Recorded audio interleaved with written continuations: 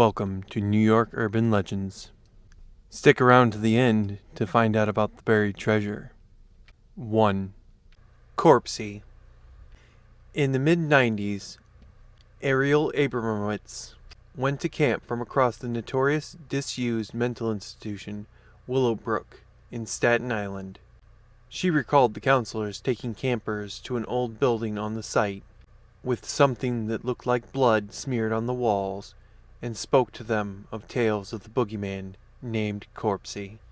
He was allegedly a respected community member who went mad after his son died at the camp and ran into the woods, vowing revenge on all the campers.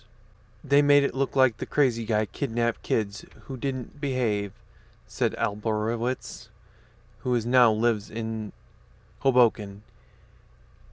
It was like a scare tactic. Willowbrook was ripe with urban legends, says Josh Zeman, director of the 2009 documentary Corpsey, and there really were kids disappearing from the area, so it was natural for people to put two and two together. But Corpsey might have been real. Andre Rand, a former janitor of Willowbrook's, was convicted of kidnapping and first-degree murder of a Staten Island child in 1987, and later with a 1981 kidnapping. He's currently serving 2 sentences of 25 years to life and will become eligible for parole in 2037. 2. The Empire State Bermuda Triangle. For centuries, sailors had feared wandering into the Bermuda Triangle, the patch of the Atlantic Ocean that allegedly turns navigation systems haywire and swallows ships without a trace. A few years ago, a New York City driver had the similar fears about an equally terrifying place, Midtown. Around 2008, drivers started complaining that a 5-block radius of the Empire State Building, their cars would inexplicably die and refuse to start again. It was almost every day, says Roni Yakubovich, manager of the NYC Tire and Auto Care in Hell's Kitchen. We used to pick up these cars and take them a few blocks away, and they would start again.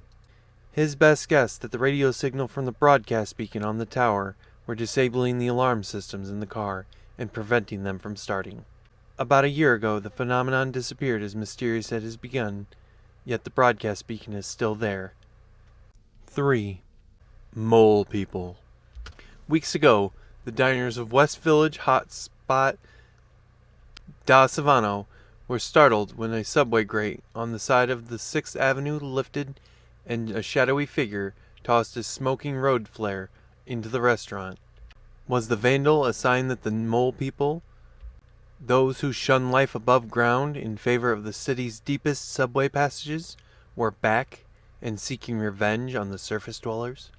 Jennifer Toth, author of the 1993 book The Mole People, Life in the Tunnels Beneath New York City, says rumors of people living underground started as early as the 1800s, when the city first started building the subway system. Funding has increased to close off abandoned tunnels to keep people from making them their homes, but with more than 700 miles of subway tracks, she says that there's plenty of people still down there. Today there's a thriving community of homeless people living underneath the city, Toth says, though they're not mole people, they're just people. But it gets weirder. A common reason for delay during subway construction is that when workers come across a colony of people living underground, they refuse to move forward. Toff claims an F-train delay. Now that's scary. 4. Sewer alligators. Panic over underground alligators started in 1935. New York Times news report with the headline, "Alligator Found in Upstate Sewer," about several people who caught and eventually killed an 8-foot alligator found in an open manhole on 123rd Street and Harlem River. Experts say that alligators in the sewer isn't so far-fetched. Tons of rich people were bringing back exotic pets and animals between 1920 and 1940, explains the Brewery Boys, Greg Young, though common legend blames people flushing baby alligators down the toilet, is more likely that they were dumped down the sewer grates and manholes. There have been about 12 sightings of alligators in the sewers over the years, You would need many more to create a thriving colony underneath the city, offers Fern Cope, author of Myths and Mysteries in New York. Just 4 years ago, writer Joyce Harquette found herself nearly face to snout with an alligator on the side of the street in Queens. There it was, wet asphalt, crouching motionless. She wrote to the Guardian of her experience. I thought that my dog posed to hunt, and wondered if the gator's stillness was a prelude to lunging for the ankle of one of its hecklers. 5. Super Rats of Hurricane Sandy. Sounds coming from inside the walls. Kevin, a 27-year-old man in Borum Hill, and his roommates were living peacefully in their 5th-floor loft for years, and barely a cockroach invaded their space. I walked into the kitchen one day and saw a rat the size of a small cat crawling across our food shelves. Kevin said it was disgusting. Traps and exterminators proved ineffective. It was baffling that the rat would find their way to the 5th floor.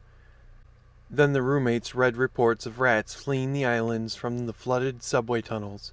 After Hurricane Sandy, a theory was going around that they were rats that were wiped out and surviving rodents, bred into new generations, tougher, meaner, super rats. The likelihood of Sandy breeding super rats is the same as Bigfoot, says Robin Sullivan, the author of Rats, Observation on the History of Habitats of the City Most Unwanted Inhabitants. Sandy killed a lot of rats, both big and small ones, would be drowned. Kevin didn't buy it, but it took him weeks to beat the super rats, who seemed to get smarter by the day. He captured one, and accidentally cooked it while preheating his oven. The smell of burning rat remained in his apartment for days, Kevin said. I live in the fear of their return. 6. Buried treasure of Liberty Island. Immigrants used to pass by the Statue of Liberty with dreams that the streets of America were paved with gold. Maybe they should have been looking underneath the statue. That's where Captain William's kid is said to have buried his stash of loot.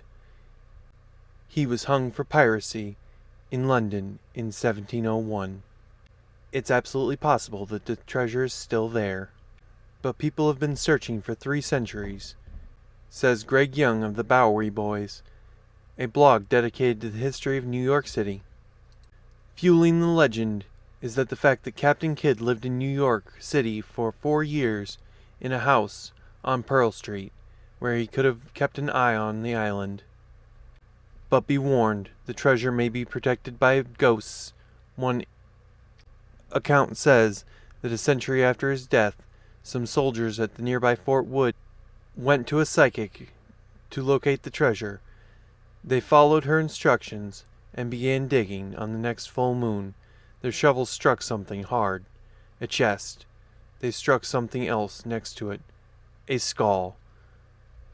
They say suddenly an apparition rose up from the hole, cutlass in hand, and chased the soldiers off. When they later returned, the chest was gone.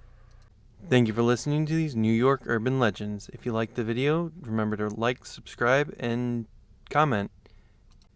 And hit the bell to never miss out on another tale.